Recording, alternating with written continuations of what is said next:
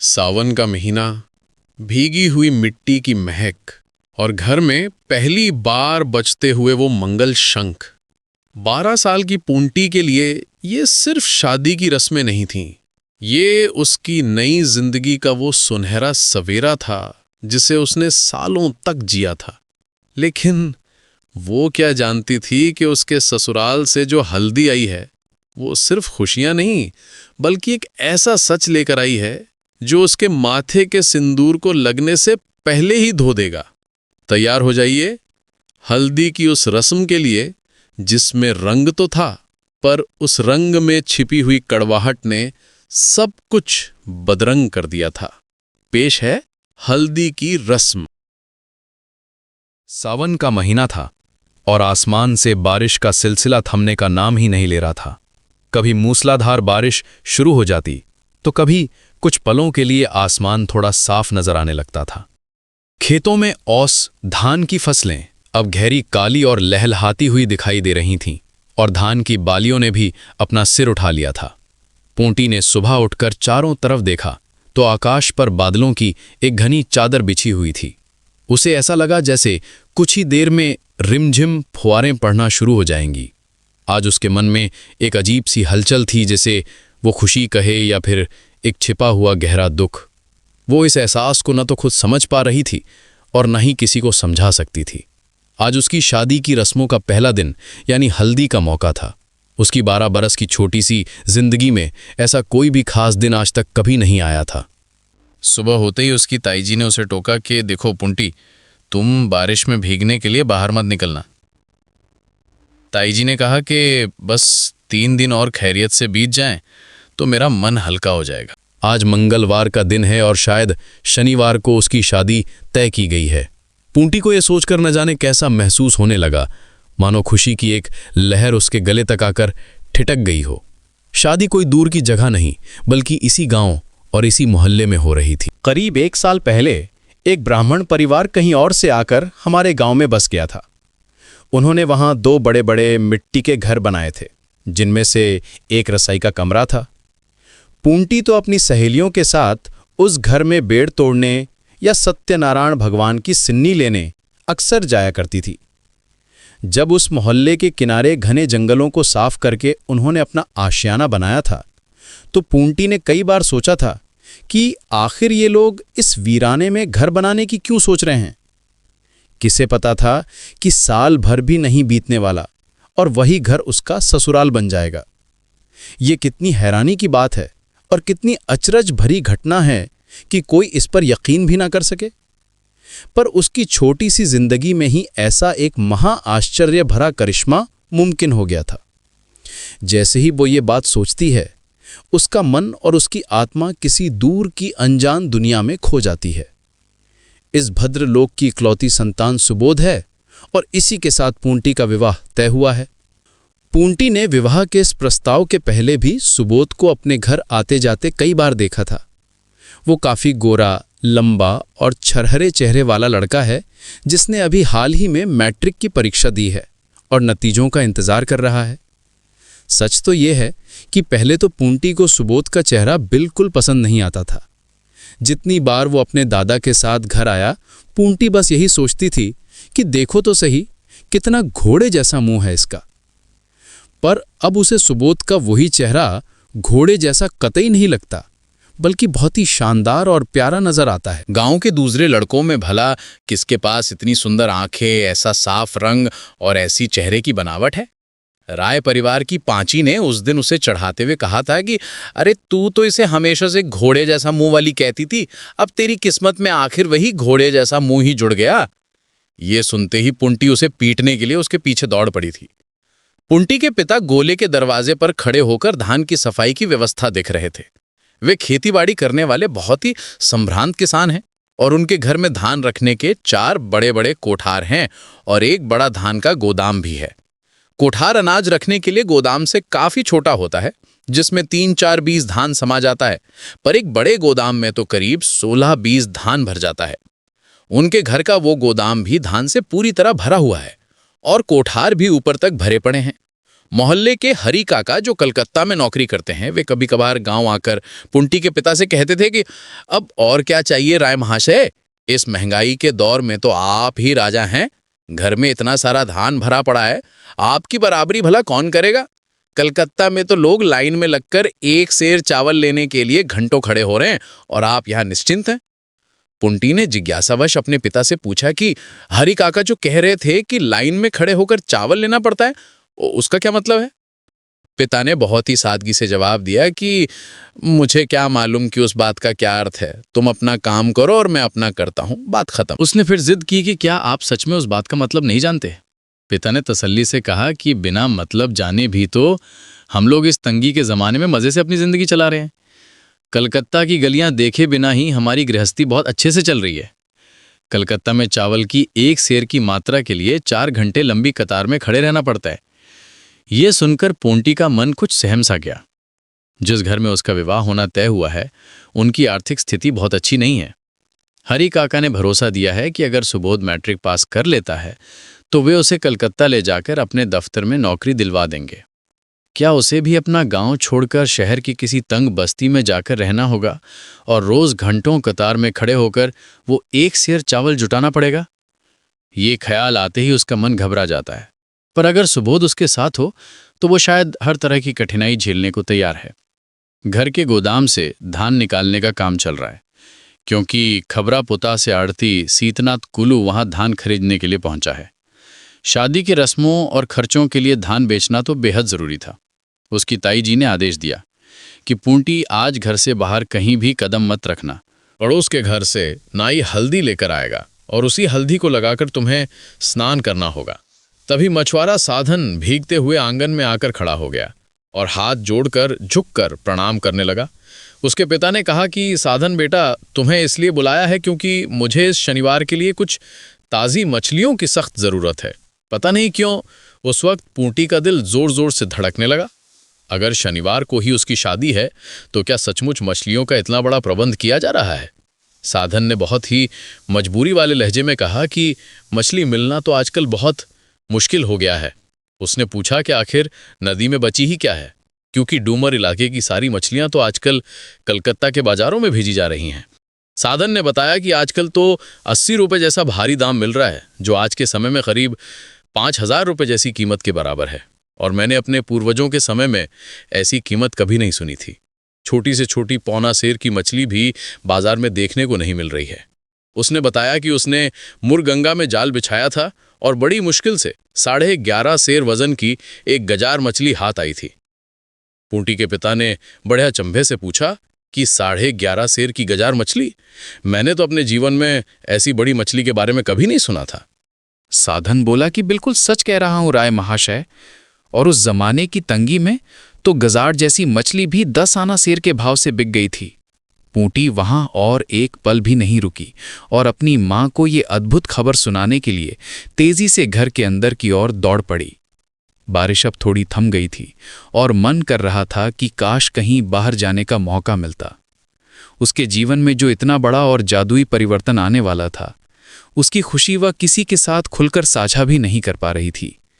अगर वह किसी बड़े से ये बात कहती तो वे उसे बेशर्म कहते और तरह तरह की बुराई करते। वह तो अपनी इस खुशी को बस अपनी सहेली पांची या फिर मछुआरन खेंती की बेटी टूनी के साथ ही बांट सकती थी। एक और बहुत ही अजीब बात यह थी कि उससे करीब 7 साल बड़ी लती दीदी की शादी अभी तक नहीं हो पाई है, जबकि मोहल्ले भर में लती दीदी को बहुत सुंदर माना जाता है और उनके पिता की आर्थिक स्थिति भी बहुत अच्छी है। लती दीदी खूब पढ़ी लिखी हैं और बहुत सुंदर गाना भी गाती हैं। जब उनके पिताजी कलकत्ता में नौकरी करते थे तब लती दीदी वहां स्कूल में पढ़ती थीं। वह दोपहर में अक्सर किताबें लिए बैठी रहती हैं। पूंटी जब भी उनके घर जाती है तो देखती है कि लती दीदी पूरी तरह किताबों में डूबी हुई हैं। पूंटी ज़्यादा पढ़ी लिखी नहीं है और किताबों के नाम भी ठीक से नहीं पढ़ सकती। लती दीदी को थोड़ा घमंड है कि वो पढ़ी लिखी हैं, मानो पढ़ाई ना जानने वाला इंसान भला कोई इंसान ही ना हो। लती दीदी अक्सर उसे टोकते हुए कहती हैं कि तुम किताबों को हाथ मत लगाया करो पूंटी, तुम भला इनका स्वाद क्या समझोगी। पूंटी दबी आवाज में पूछती है कि दीदी जरा बताओ तो सही कि ये कौन सी किताब है। लती दीदी झड़कते हुए कहती हैं कि जाओ जाओ, तुम्हें किताबों के बारे में जानने की कोई जरूरत नहीं है। क्या तुमने कभी शरद चटीजी का नाम सुना है? भला तुम कहाँ से सुनोगी? तुम लोग तो बस ये जानती हो कि ओखली में धान कूट कर चूड़ा कैसे बनाया जाता है। बस वही काम जाकर करो और यहां से मेरा समय खराब ना करो। आज पूटी का मन कर रहा है कि वो लती दीदी से जाकर कहे कि दीदी, तुम इतनी किताबें पढ़कर बैठी हो और बड़े बड़े नाम जानती हो, पर फिर भी तुम्हारी शादी आज तक नहीं हो पाई। देखो तो सही, मेरी जिंदगी में तो इतनी बड़ी और आश्चर्यजनक घटना बिना किसी शोर शराबे के घट गई। तुम तो हमारे धान की भी बुराई करती थी, पर अगर पिताजी के गोदाम में धान ना होता तो क्या आज मेरा ये रिश्ता पक्का हो पाता? और फिर मैट्रिक पास की बात भी तो है। इस गांव में पास किया हुआ सिर्फ एक ही लड़का है जो मुखर्जी परिवार का जीवनदा है। वे तो 2 बार पास कर चुके हैं और पता नहीं किसी बड़े शहर में नौकरी कर रहे हैं। जिस लड़के से मेरी शादी तय हो रही है वो भी कोई अनपढ़ नहीं है, बस उसके मैट्रिक के नतीजों का इंतजार है। पिताजी कहते हैं कि सुबोध पक्का पास कर जाएगा। हे भगवान, मेरी बस यही प्रार्थना है कि सुबोध को परीक्षा में सफल बना देना। अगर वो पास हो गया तो मैं अपनी ससुराल पहुंचकर सत्यनारायण भगवान की सिन्नी का प्रसाद जरूर चढ़ाऊंगी। नाई ने घर में प्रवेश करते हुए कहा कि माई ठकुराइन, मैं अभी उस घर से होकर आया हूं और हल्दी लगाने का शुभ मुहूर्त सुबह 10 बजे के बाद ही है। आप लोगों को जो भी रस्मी सामान देना है वो समय से पहले ही तैयार रखिएगा। पूंटी का मन उस हल्दी के उपहार को लेकर बेहद बेचैन हो उठा कि न जाने वहां से कैसा कैसा सामान आएगा।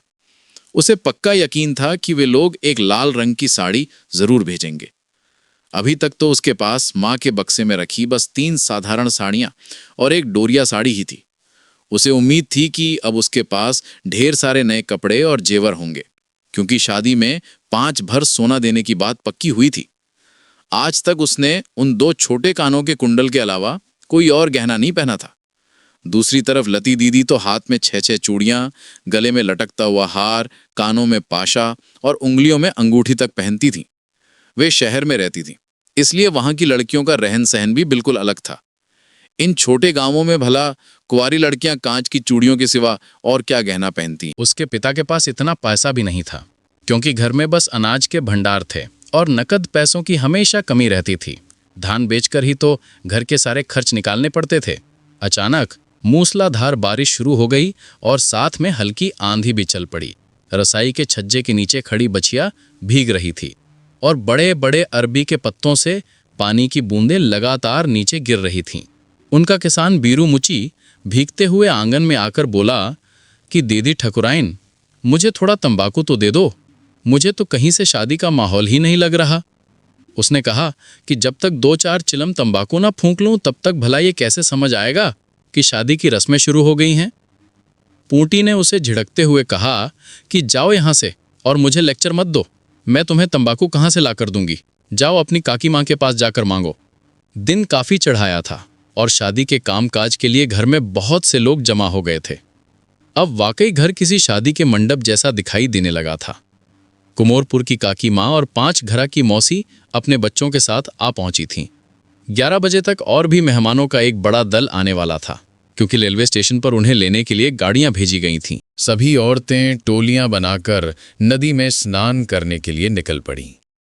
जाते समय कुमोरपुर की काकी माँ से हिदायत देकर गईं कि मैंने बनर्जी परिवार के घर पीढ़ियां नक्काशी के लिए भेज दी हैं। तुम जाकर देखा ना कि वे दोनों पीढ़ियां तैयार हो गई हैं या नहीं। पुंटी को लगा कि अब रस्में शुरू होने ही वाली हैं और उसका हृदय धड़कनों की नई ताल पर धड़कने लगा। काकी माँ की ये बात सुनकर उसे बहुत अटपटा लगा और मन ही मन लगा कि उन्हें ऐसी बात कहने में थोड़ी तो शर्म करनी चाहिए। भला कोई अपनी शादी की पीढ़ियां खुद जाकर मांगने की जिद कैसे कर सकता है? पुंटी अभी इतनी बेशर्म तो बिल्कुल नहीं हुई थी। उसके पिता ने चंडी मंडप के पास से आवाज लगाई कि बेटी पुंटी, जरा एक खपची में जलते हुए अंगारे लेकर तो आना। मंडप के दरवाजे के पास पहुंचते ही उसने अपने पिता और एक अनजान व्यक्ति की बातें सुन ली। वे दोनों शादी के लिए पालकी की व्यवस्था को लेकर चिंता में डूबे थे। वो व्यक्ति कह रहा था कि घोलडुबरी के कहारपाड़ा के लोग तो अब इस काम को नहीं कर रहे और इस इलाके में अब पालकी उठाने वाला कोई नहीं बचा है। पिता ने सुझाव दिया कि ठीक है, तो फिर बनगांव से घोड़े वाली गाड़ी का इंतजाम करो। पर वो व्यक्ति बोला कि इस कीचड़ भरे रास्ते में 10 रुपए जैसे भारी खर्च का लालच देने पर भी कोई नहीं आएगा, क्योंकि रास्ता ही इतना खराब है। पिता ने फिक्रमंद होते हुए कहा कि वे लोग तो परदेसी हैं, इसलिए हमें ही दूल्हे के आने का प्रबंध करना होगा। तुम हाथ पर हाथ धरे मत बैठो और कोई ना कोई जुगाड़ लगाओ। उस आदमी ने सकुचाते हुए पूछा कि बाबूजी, अगर हम बैलगाड़ी में दूल्हे को ले आएं तो कैसा रहेगा?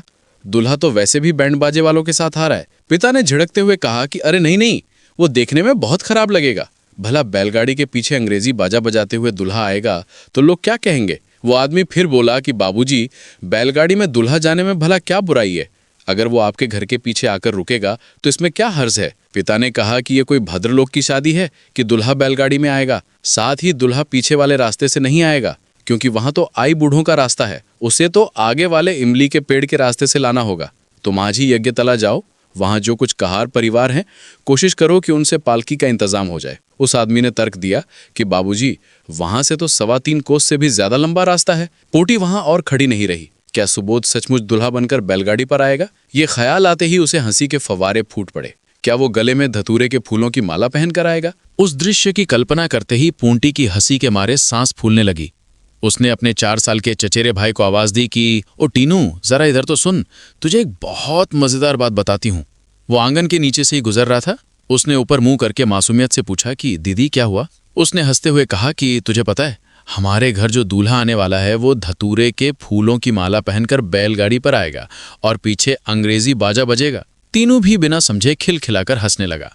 उसी समय ताई जी ने बच्चों को पुकारते हुए कहा कि तुम सब जल्दी से आकर कटहल खा लो। उन्होंने हेमू से भी कहा कि जाओ और सबको बुला लाओ, जो भी आज रात का बचा हुआ पखाल भात खाना चाहता है, क्योंकि इस महंगाई के दौर में हम एक दाना भी बर्बाद नहीं कर सकते। पखाल भात और मीठा कटहल पूंटी का सबसे पसंदीदा भोजन है, पर आज उसके लिए खाने का नाम लेना भी उचित नहीं लग रहा था। अगर वो चाहती तो मटके में रखे कटहल के भुने हुए बीज और मुरमुरे चुपके से निकालकर अपनी भूख मिटा सकती थी, पर उसने ऐसा नहीं किया। उसे डर था कि कहीं आज के इस पावन दिन पर भगवान नाराज ना हो जाएं। वो किसी भी हाल में आज किसी को भी रंज नहीं करना चाहती थी। दिन चढ़ता गया और पास ही स्थित उस घर से शंख की गूंज और औरतों की मंगल ध्वनि सुनाई देने लगी। हालांकि वो पूंटी का ससुराल कोई बहुत पास नहीं था, पर इतनी दूर भी नहीं था कि वहां का शोर सुनाई न दे। उसकी चचेरी बहन श्यामा ने शरारत से कहा कि दीदी, जरा कान लगाओ, वहां तो ददा बाबू की हल्दी की रस्म शुरू हो गई है। पूंटी ने उसे गुस्से में डांटते हुए कहा कि चुप हो जाओ, और अगर तुमने ऐसी बात की तो मैं तुम्हें मार डालूंगी। श्यामा ने पूछा कि भला ददा बाबू कहने में क्या बुराई है? पूंटी बोली कि अभी शादी में 2 दिन का समय बचा है, तो ये सब नहीं कहना चाहिए। श्यामा ने कहा कि पर ताई जी तो खुद ही कह रही हैं कि हमारे दामाद की हल्दी हो रही है और वहां से नाई अब रस्मी तोहफे लेकर पहुंचने ही वाला होगा। पूंटी ने कहा कि उन्हें जो कहना है कहने दो, पर हमें अभी से ऐसी बात मुंह से नहीं निकालनी चाहिए। श्यामा ने जिज्ञासा से पूछा कि दीदी, क्या सुबोध बाबू वाकई पास हो गए हैं? पूंटी ने तपाक से जवाब दिया कि अभी तक परीक्षा के नतीजे ही नहीं आए हैं। श्यामा ने कहा कि मैं थोड़ी देर पहले ही राधी के घर गई थी और वहां पता चला कि राधी का भाई तो पास हो गया है, क्योंकि कल शाम ही कोलकाता से उसके काका ने खबर भेज दी थी। पूंटी ने उलझन में कहा कि भला उस केशव बाबू के बेटे की खबर कोलकाता से कौन भेजेगा? उन लोगों का तो कोलकाता में कोई है ही नहीं। कुछ ही देर में उनके घर में भी शंख बजने लगे और मंगल ध्वनि गूंज उठी। उन्होंने दूर से ही तेतुल तला के रास्ते पर नाई को रस्मी तोहफे लेकर आते हुए देख लिया था। पूंटी का हृदय इस विचार से ही आनंद से भर उठा कि ताई जी सही कह रही थी। लोक मान्यता है कि शादी का आशीर्वाद भले ही टल जाए, पर एक बार हल्दी लग जाने के बाद विवाह की रस्में अधूरी नहीं रहती।